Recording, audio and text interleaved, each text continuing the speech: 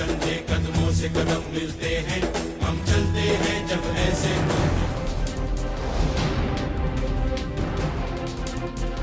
आदमी आजाद है, देश भी स्वतंत्र है। राजा गए, रानी गई, अब तो प्रजातंत्र है। वेलकम टू सज्जनपुर फिल्म का ये गाना चुनाव के बीच मध्य प्रदेश के एक विधानसभा क्षेत्र में जमकर गूंज रहा है। लोकतंत्र के महापर्व विधानसभा चुनाव में मुकाबला एक गरीब आदिवासी का रियासत के राजा से है। राज परिवार चुनाव जीतने के लिए गांव की गलियों में खाक छान रहा है।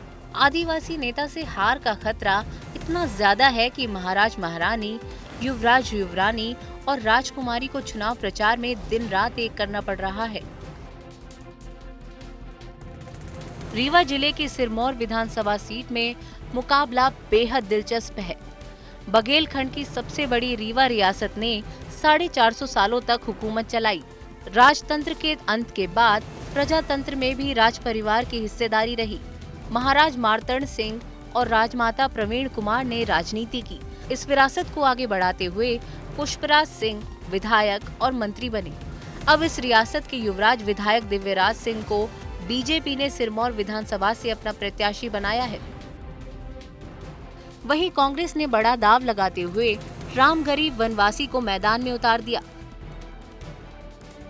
लिहाजा एक तरफ क्षेत्र के आदिवासी अपने अपने नेता को जिताने के लिए प्रचार प्रसार कर रहे हैं, तो वहीं युवराज दिव्यराज सिंह को जिताने के लिए महाराज पुष्पराज सिंह, महारानी युवरानी वसुंधरा समेत पूरा राज परिवार मैदान में उतर गया है। शाही परिवार के जो सदस्य नहीं पहुंचे, वो डिजिटल माध्यम से प्रचार कर रहे हैं। अभिनेत्री राजकुमारी मोहिना सिंह उत्तराखंड से वीडियो मैसेज भेज रही हैं। उनके ससुर यानी उत्तराखंड के पर्यटन मंत्री सतपाल महाराज प्रचार के लिए आने वाले हैं, जबकि दिव्यराज सिंह की ससुराल नगर उतारी झारखंड से शाही राज परिवार आकर सिरमौर में जमा हुआ है। बीजेपी प्रत्याशी की पत्नी और राज परिवार की युवरानी का कहना है कि उनके परिवार ने हमेशा क्षेत्र के लोगों की सेवा की है, इसलिए चुनाव में वो उनका साथ देंगे। जी बहुत समर्थन मिलता है। देखिए अभी लोकतंत्र है, शाही परिवार ये सब पहले भी थे और शाही परिवार, मुझे दूसरे स्टेट का मैं उतना नहीं बोल पाऊंगी, लेकिन मैं रीवा राजघराने के बारे में इतना ज़रूर बोलूँगी कि हमारे जैसे महाराजा मार्तंड सिंह जी थे और उनसे भी पहले जितने महाराजा रहे, सबने सिर्फ अपनी प्रजा के लिए काम किया है। और रीवा राजघराना ऐसा है जो अपने प्रजा से ज़िंदगी भर जुड़े। हमारा दशहरा का जो महोत्सव होता है बहुत बड़ा होता है और उसमें भी हमारी प्रजा खूब आती है। तो हम राजा ही बने हमारी प्रजा के वजह से, तो हम उनके लिए बहुत पहले से, जब लोकतंत्र नहीं था तब से जुड़े हैं, और आज जब लोकतंत्र आ गया है हम तब भी हैं और हम अपनी प्रजा के लिए काम करते रहेंगे। दिव्यराज सिंह सिरमौर से लगातार दूसरी बार से विधायक हैं। 2013 के विधानसभा चुनाव में दिव्यराज सिंह ने राजनीति के राजकुमार विवेक तिवारी और 2018 में विवेक तिवारी की पत्नी अरुणा तिवारी को हराया था, लेकिन इस बार एक आदिवासी से मुकाबला चुनाव को दिलचस्प बना रहा है। हालांकि दिव्यराज सिंह अपनी जीत को लेकर आश्वस्त है। हमको हर बूथ जिताना है और उसी टारगेट को लेकर के हम लोग चल रहे हैं। जो हमने 10 साल में विकास के कार्य किए, जनता की सेवा करी है, उससे जनता में उत्साह है और दोबारा हमारी भारतीय जनता पार्टी की सिरमौर विधानसभा से और पूरे मध्य प्रदेश में जीत होगी। राजमहल को छोड़कर राजा रानी गांव की गलियों में घूम रहे हैं और जनता से वोट की अपील करते दिखाई पड़ रहे हैं। दिव्यराज सिंह का कहना है कि वो विकास के मुद्दे पर चुनाव के मैदान में है।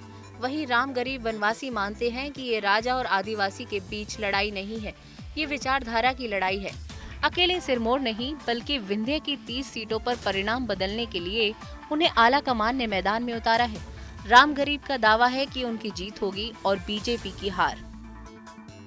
मैं जिस दिन टिकट मिली थी उसी दिन कमलनाथ ने कहा कि क्या आप जीतेंगे।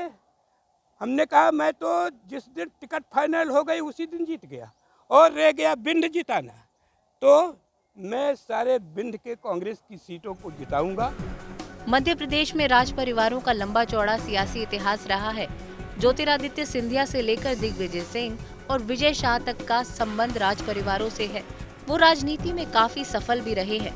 इसकी वजह ये है कि लोकतंत्र में भले राजा रानी नहीं होते हो, लेकिन अपने प्रभाव वाले क्षेत्र में उनकी प्रतिष्ठा और सम्मान अक्सर उन्हें चुनावी वैतरणी पार कराने में मददगार होती है। अब देखना ये है कि सिरमौर में राजा और रंग की इस लड़ाई में जीत किसकी होती है। चुनाव आज तक।